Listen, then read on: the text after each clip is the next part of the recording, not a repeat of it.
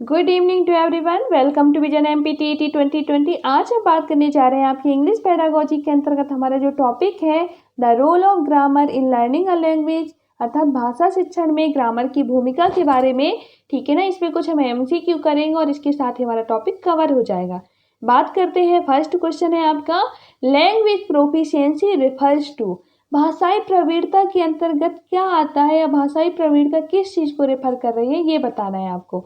Option number ए है आपका fluency आती है, बी आपका एक्यूरेसी आती है, ऑप्शन सी है आपका अप्रोप्रिएटनेस आता है, या आपका ऑप्शन डी है एफिशिएंसी आती है। ठीक है ना, फ्लुएंसी मीन्स होता है प्रवाह होना चाहिए। ठीक है ना, एक जैसे जब आप बात कर रहे होते हैं भाषा में तो एक प्रवाह होता है। ठीक है ना, क्रम चलता रहता है, कंटिन्यू आप बोल पा रहे हैं। ये एक्यूरेसी यानी शुद्धता होनी चाहिए, आप जो कुछ ये बोल रहे हैं वो क्या है, एक्यूरेट है। ठीक है ना, एप्रोप्रिएटनेस की बात की जाती है, उपयुक्त यानी कि जिस संदर्भ में बात की जा रही है आप उस संदर्भ में भाषा का प्रयोग कर पा रहे हैं, इसका तात्पर्य होता है एप्रोप्रिएटनेस। ओके, बात की जाती है इफिशिएंसी यानी कि पूर्णता। तो पूर्णता मतलब क्या होता है, यानी कि किसी चीज में क्या हो, पूरी जानकारी होना। ओके, तो इसमें से पूछा जा रहा है which of the above are true, इनमें से कौन सा सही है वो बताना है। ठीक है ना, ऑप्शन नंबर जो हमारा बी है इसके अंतर्गत आपका क्या है, ए बी सी, अर्थात फ्लुएंसी भी आती है, एक्यूरेसी भी आती है, अप्रोप्रिएटनेस भी आता है, लेकिन आपकी इफिशियंसी नहीं आ पाती। ठीक है ना, अगर भाषाई प्रवीणता की बात की जाए तो इसके अंतर्गत आपकी फ्लुएंसी आएगी, एक्यूरेसी भी आएगी, अप्रोप्रिएटनेस आएगी, लेकिन आपकी इफिशियंसी जिसे हम पूर्णता कहते हैं ये नहीं आती। क्यों? क्योंकि भाषा में कभी भी पूर्णता नहीं लाई जा सकती, क्योंकि भाषा को आप कितना भी सीख लें कहीं ना कहीं कुछ कमियां रह ही जाएंगी। ओके, इसलिए हमारा राइट आंसर हो जाएगा ऑप्शन नंबर बी। बात करते हैं नेक्स्ट क्वेश्चन की, क्लोज मीन्स क्या होता है। Close means missing part, close assessing या फिनिशिंग। ठीक, क्लोज मीन्स होता है आपका क्या, मिसिंग पार्ट, अर्थात आपने कई बार देखा होगा एग्जाम पर, एग्जाम में भी दे रहते हैं, क्वेश्चन बुक में भी दिए रहते हैं इस तरीके के कि आपको क्लोज पैसेज कंप्लीट करना है। क्लोज पैसेज में क्या होता है, एक पैसेज दिया रहेगा, बीच में कुछ मिसिंग पार्ट दिए रहेंगे, गैप दिए रहेंगे, आपको उसको फिल करना होता है। Okay, just like a fill in the blanks. ठीक है ना, तो वही पूछा जा रहा है कि क्लोज का मीनिंग क्या होता है।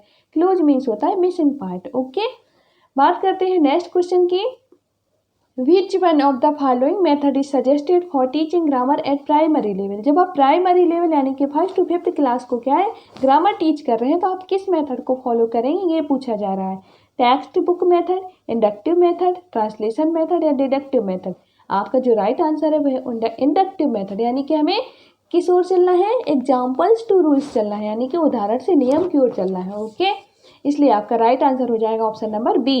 बात करते हैं हम नेक्स्ट क्वेश्चन की, functional grammar stand for using teaching grammar in throw. ठीक है ना, अगर आप फंक्शनल ग्रामर के अंतर्गत ग्रामर बच्चों को सिखा रहे हैं तो किस तरीके से सिखाएंगे। हमने ऑलरेडी इसको पढ़ के रखा है, टाइप्स ऑफ ग्रामर, जिसके अंतर्गत हमने 2 टाइप्स पढ़े थे। फर्स्ट आपका फॉर्मल, सेकेंड हमने आपका पढ़ा था इनफॉर्मल, जिसे आप फंक्शनल कहते हैं। ओके, तो इसके अंतर्गत हम ग्रामर जब सिखाते हैं बच्चों को तो किस तरीके से सिखाएंगे। Option A, explanation of literary content, साहित्यिक कंटेंट का एक्सप्लेनेशन दे करके। सेकेंड आपका कंटेस्ट यानी कि संदर्भ में बात करके। सी आपका आइसोलेशन, अलग से ग्रामर को टीच करके। डी आपका पार्जिंग यानी कि पद विच्छेद करके ग्रामर को सिखाएंगे। ओके, तो इसका right answer option number B, context. ठीक है ना, अर्थात जब क्या करेंगे आप बच्चों को इनफॉर्मल यानी कि आप फंक्शनल ग्रामर के अंतर्गत बच्चों को ग्रामर टीच करेंगे, आप जिस संदर्भ में ये चीज़ें चल रही हैं उस संदर्भ में बच्चों को क्या है, आप ग्रामर सिखाएंगे। ओके, अलग से आपको यहाँ पे ग्रामर नहीं टीच करना है। ओके, बात करते हैं नेक्स्ट क्वेश्चन की, choose the correct spelling. Doesn't को किस तरीके से लिखा जा रहा है, किस तरीके से लिखा जाएगा ये पूछा जा रहा है। तो आपका राइट आंसर है ऑप्शन नंबर बी, इस तरीके से। ओके, बात करेंगे next question, teaching grammar is useful to improve. ठीक है ना, ग्रामर को जब आप सिखाते हैं तो किस चीज़ के लिए उपयोगी है। ठीक है ना, किस चीज़ को इम्प्रूव करने के लिए उपयोगी होती है। क्या फ्लुएंसी आती है ग्रामर को अगर आप सिखा देंगे, क्या लिटरेसी आती है आप में, या न्यूमरेसी आएगी या एक्यूरेसी आएगी। ठीक है ना, फ्लुएंसी वही चीज़ है, प्रवाह है। ठीक है ना, तो ग्रामर को सिखा देने से या सीख लेने से प्रवाह नहीं आएगा। ठीक है ना, ना ही आपकी लिटरेसी जिसे आप साक्षरता कहते हैं ना वो आएगी, ना ही आपकी न्यूमरेसी जिसे आप संख्यात्मकता कहते हैं वो आएगी, बल्कि आपकी क्या है, एक्यूरेसी है, जो आपकी शुद्धता है।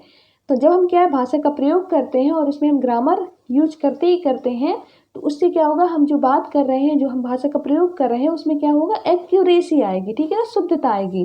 ठीक, तो हमारा राइट आंसर हो जाएगा ऑप्शन नंबर डी, एक्यूरेसी आएगी। ठीक है ना, फ्लुएंसी आती है आपकी जब आप स्पीकिंग करते हैं, प्रैक्टिस करते हैं, तब आती है। ओके, बात करते हैं next, correct speech habits can be developed most effectively through.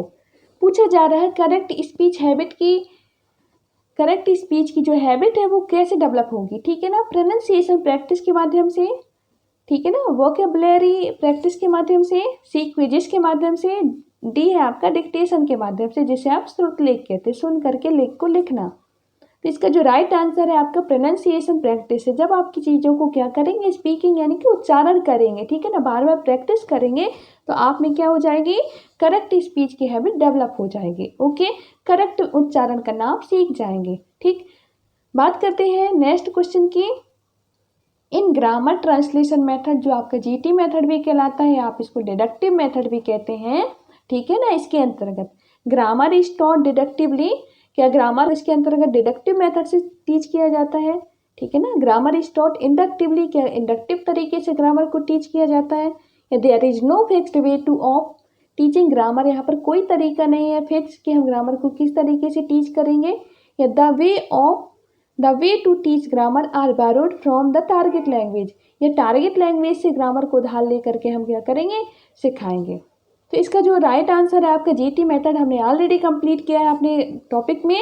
इसके अंतर्गत हम ग्रामर को किस तरीके से टीच करते हैं, डिडक्टिवली तरीके से हम मतलब कि क्या करते हैं, डिडक्टिव मेथड का यूज करके हम ग्रामर को टीच करते हैं। अर्थात हम क्या करते हैं, रूल्स टू एग्जाम्पल्स चलते हैं, नियम सिखा देते हैं बच्चों को और फिर हम उन्हें क्या बताएंगे, उदाहरण बताते हैं। इस तरीके से हम क्या है, जीटी मेथड का प्रयोग करते हैं।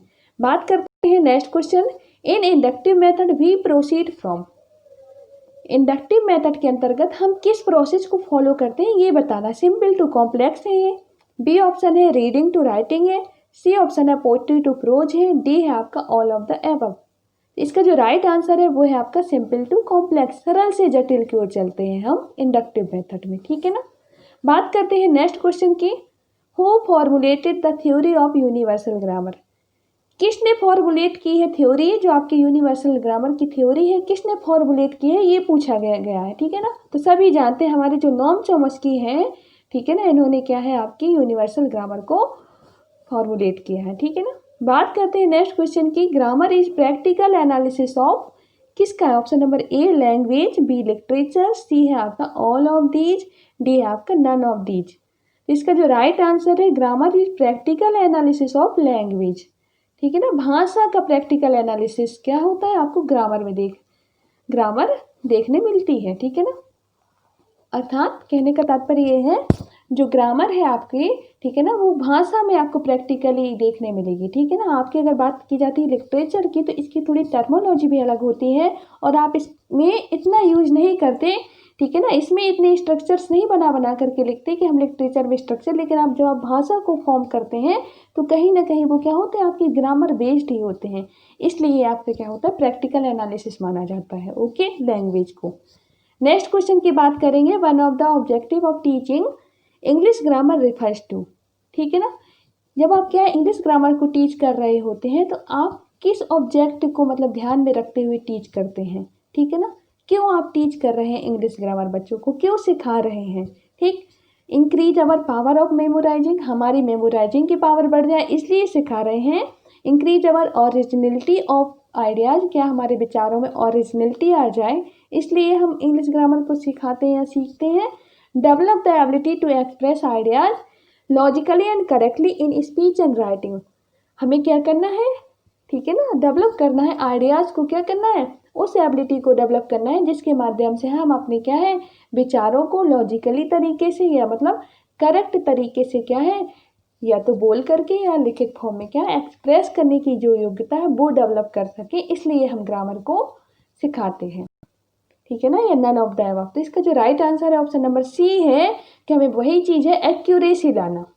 आप चाहे राइटिंग के माध्यम से लाइए या स्पीकिंग के माध्यम से, वो एक्यूरेसी हमें क्या करना है, बच्चों में डेवलप करना है, वो योग्यता लाना है, इसलिए हम इंग्लिश ग्रामर को क्या करते हैं, टीच करते हैं। ठीक है ना, बात करेंगे नेक्स्ट क्वेश्चन की, the practice of grammatical structure in a controlled manner can be done by, जो आपकी ग्रामेटिकल स्ट्रक्चर की जो प्रैक्टिस होती है, ठीक है ना, किस वे में, एक कंट्रोल्ड मैनर के अंतर्गत, ठीक है ना, तो किस तरीके से इसको की जाती है ये बताना है।